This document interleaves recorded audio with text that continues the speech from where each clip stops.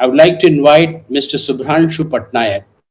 As you heard, he's the partner at Deloitte India, and more importantly, he is also the decarbonization and energy transition leader for Deloitte Asia Pacific. Welcome, Shubhranshu, to this particular fireside. I will engage in a fireside chat with Shubhranshu and pick your brains as an expert on SDG. Thank you so much. It's an honor, Professor Chouhan. Happy to be here. Okay, so Shubhranshu, let me begin by asking you my first question. We all know that before SDGs, we had MDGs, which means Millennium Development Goals, and they were from 2000 to 2015. And they did not particularly succeed as much because the involvement of the private sector was not adequate enough. SDGs have ensured much greater involvement of private sector. In your opinion, what is the role of private sector and corporates in realizing the SDG goals? Yeah, I think that's a very good observation, and it's pertinent to note that most economies have transited to a level where the private sector will be, and more so in Asia now, the private sector would be the engine for growth and development, right, of the economy. And unless business aligns to the overall purpose of sustainable development, we're not going to be successful in achieving SDG goals. And that has actually happened over the last half a decade more intensively, but possibly for a decade now. And I think for the last half a decade, certainly in terms of the focus around ESG in particular, which is a major boardroom priority for most businesses. And that has come definitely from climate change related deliberations and the climate incidences that we are seeing. So the focus around COPs have definitely driven businesses to focus on ESG. But that's one of the elements that definitely has changed. That in our surveys, Deloitte also carries out a global survey on ESG in particular. And we see for the last 5 years and the last 3 years, it is number 1 or 2 in most boardroom conversations. For the last 5 years, it definitely ESG focuses, features in the top 5 items as far as boardroom conversations go, boardroom priorities go. So that's a good thing. The private sector, therefore, has to get involved in the realization of the private sector or businesses in general that it is an imperative, that it is not just a responsibility or a good thing to do, but it is a business imperative that unless businesses align and improve their ESG scores, in the long run, they're being unfair to their investors and to the entire set of stakeholders they engage with, their own employees, their vendor ecosystem, suppliers, and of course, as I said, their investors as well, because investors are investing in a long-term business, a going concern, and not looking at shorter-term objectives alone. And so that is what has certainly changed over the last, as I said, half a decade in particular. And increasingly, we are also seeing regulations catching up, right?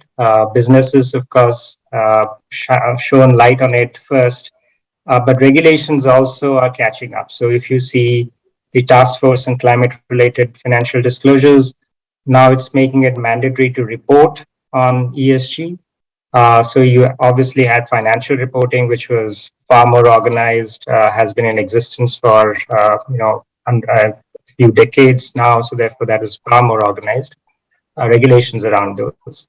But now we have global regulations which are catching up in terms of non-financial disclosures and particularly around ESG. So that has helped.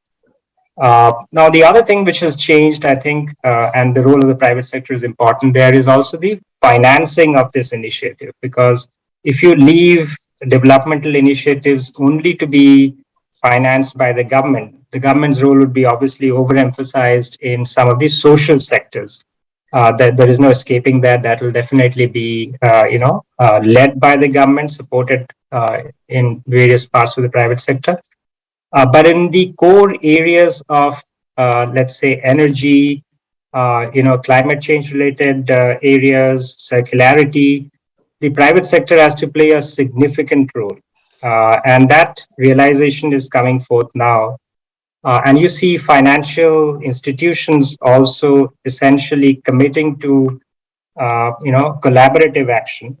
So you have the GFANs, for instance, which committed to almost 130, over 100 billion dollars. Let's put it that way, 100 trillion dollars of assets to be managed and funded to more responsible clean energy segments. So that is something that is of good outcome in that sense.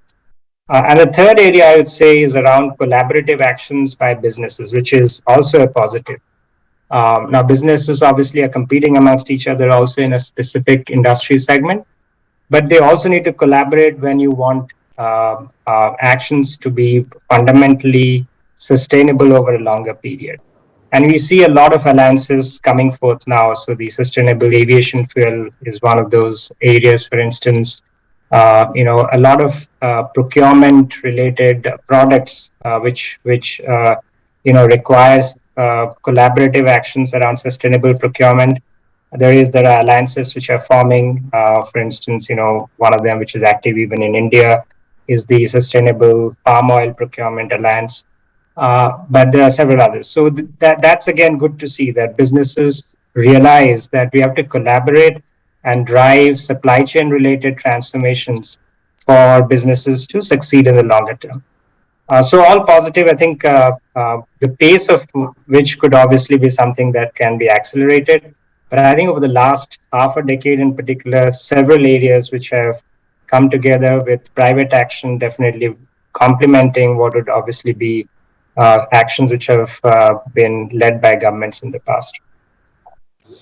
So no, I completely agree with you because this is definitely coming up in among the top five. By top five, even top three agendas on the boards. I sit on several boards as an independent directors, and I know in certain companies there have been special committees now constituted as ESG committees separately.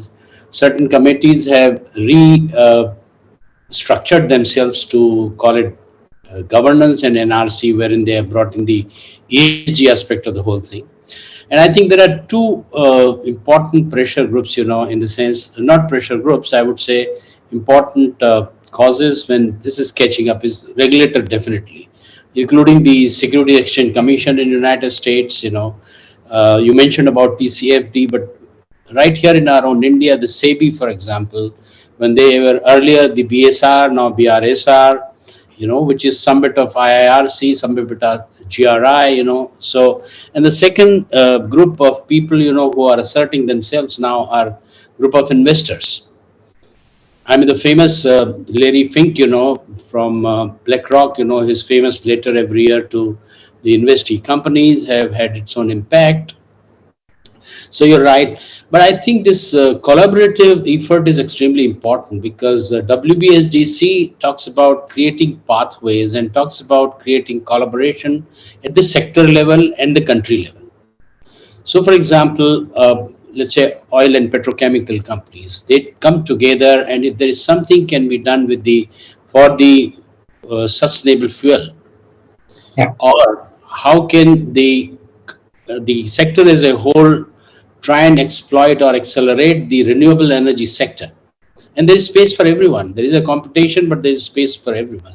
So that collaborative effort at the sector level and country level is extremely important. So thank you for that. Let me now ask you: As you are decarbonization and energy transition leader for Delight for Asia Pacific, in your experience, what has been the progress on SDG in Asian region so far, including India? Yeah, I think honestly, you called it out earlier also, Professor Chouhan. The last couple of years in particular, the progress has, I should say, regressed a bit. And particularly around SDGs 11 to 14. So starting with sustainable cities all the way through to marine, health. Uh, Things have deteriorated a bit, and it is primarily to do, obviously, with the pandemic, and then clearly the geopolitical tensions, which have resulted in governments focusing more on security, economic security, rather than shorter term or longer term objectives. So that's something which has happened. So we do see regression in some of those parameters. SDG 7 on energy has progressed in Asia Pac as a whole, or Asia as a whole, I should say.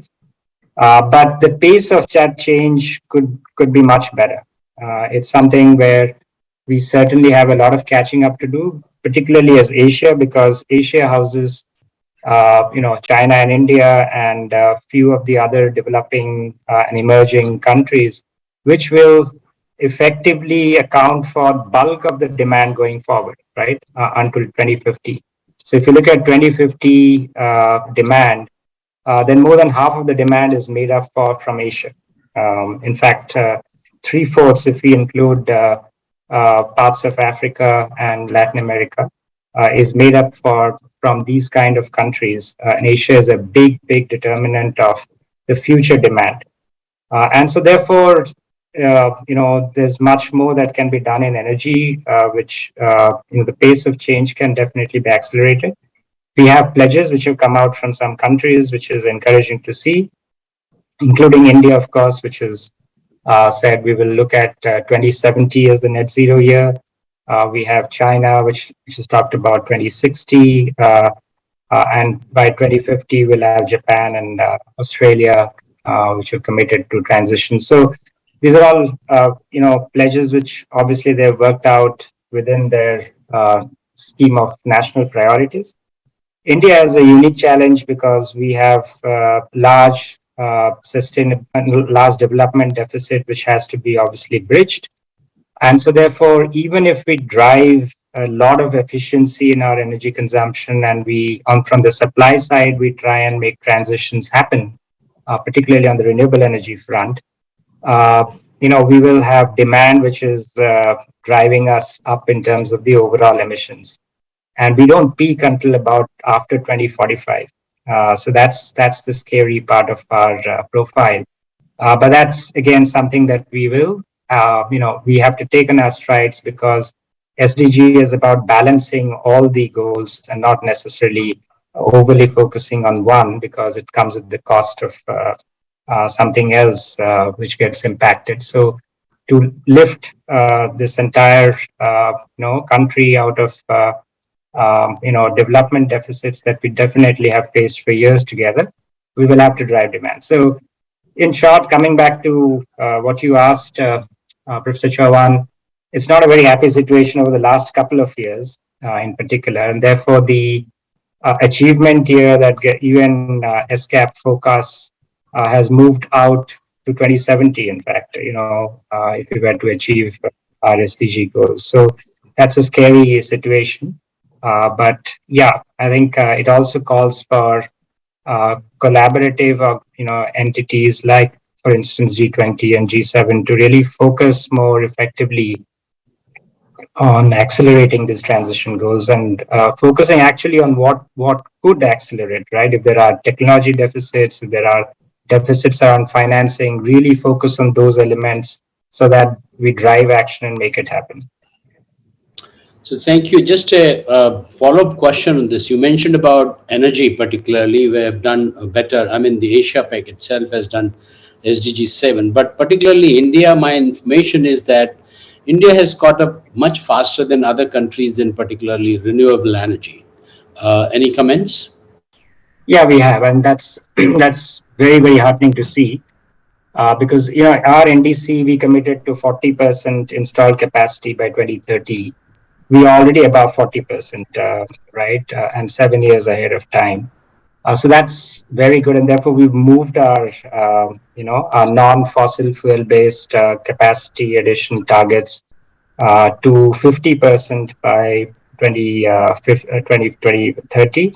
And also to 500 gigawatts of installed renewable capacity, or installed non-fossil fuel capacity, I should say.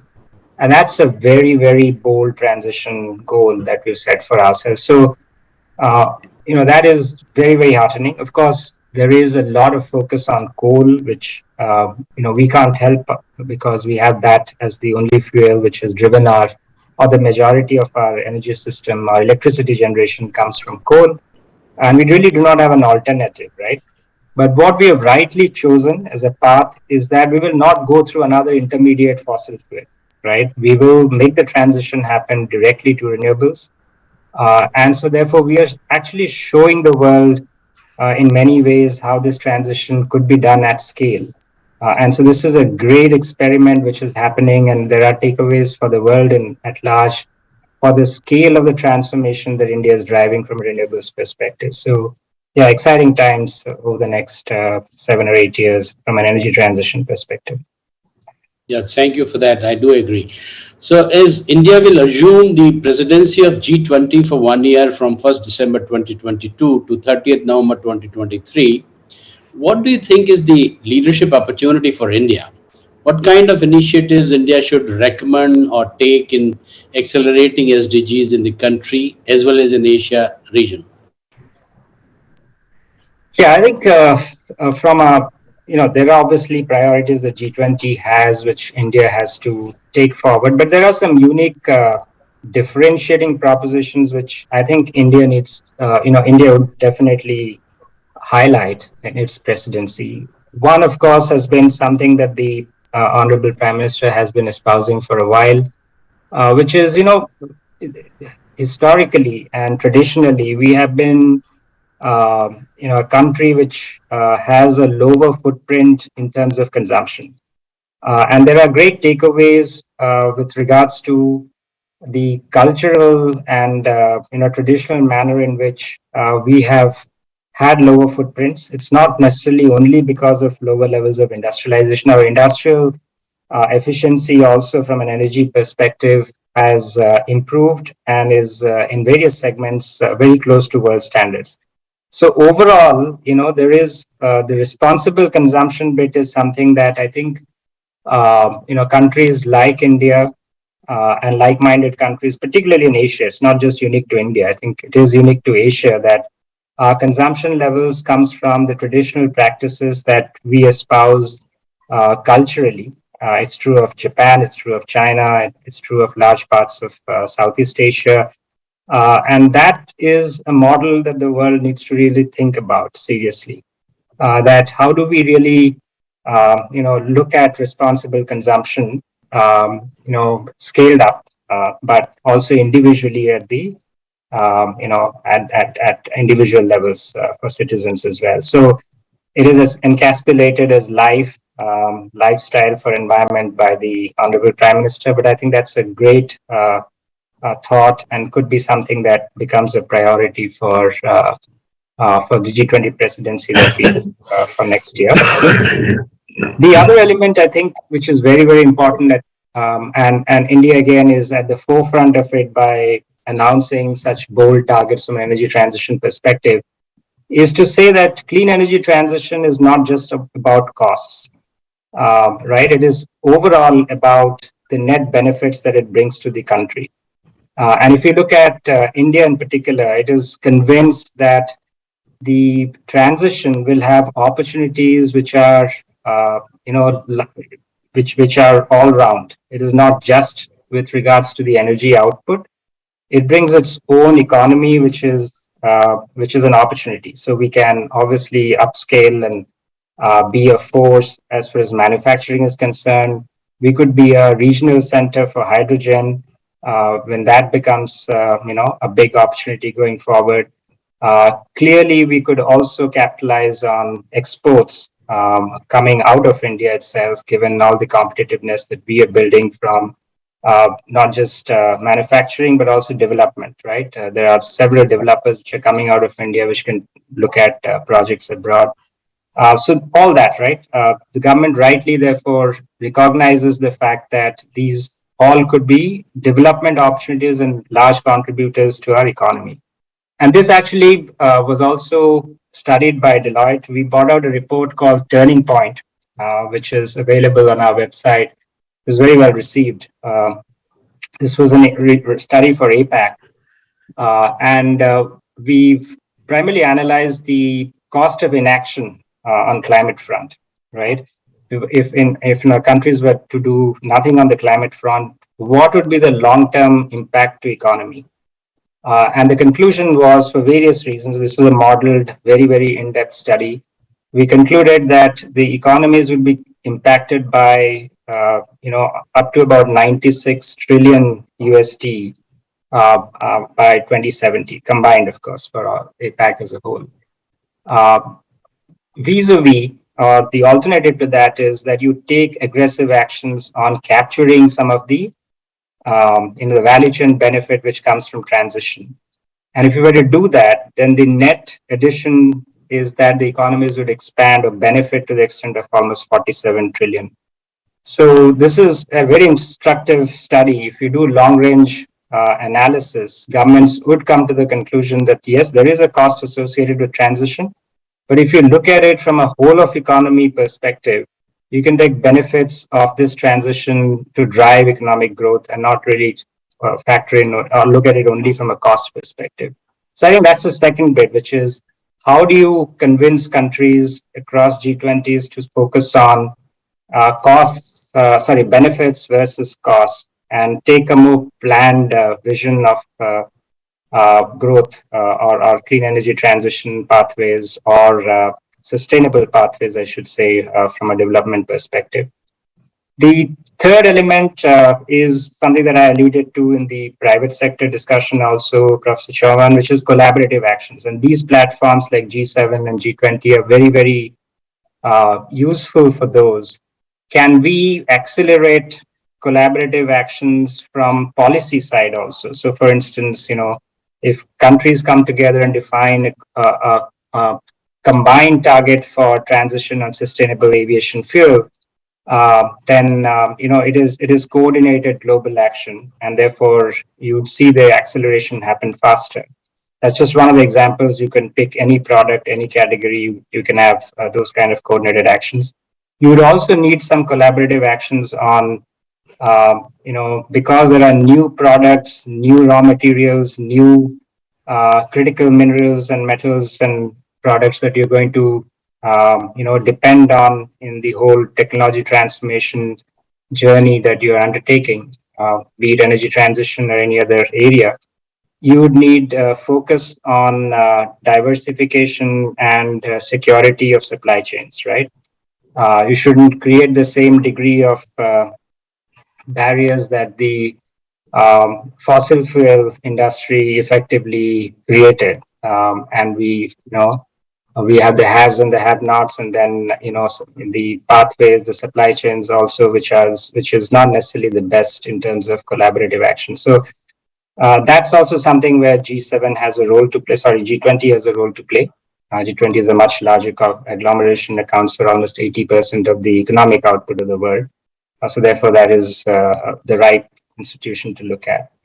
And I think the last one would be, which we cannot escape, is we still have large segments of the population globally, in extreme poverty, right?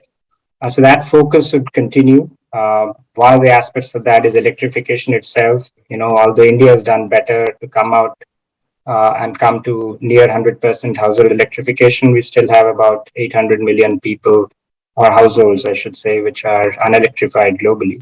So that'll also be one major focus, I would guess, going into next year. So thank you for that elaborate answer. I like particularly the creation of the regional center for hydrogen. I mean, the opportunity for India to become the regional hub, for the hydrogen. That's very interesting.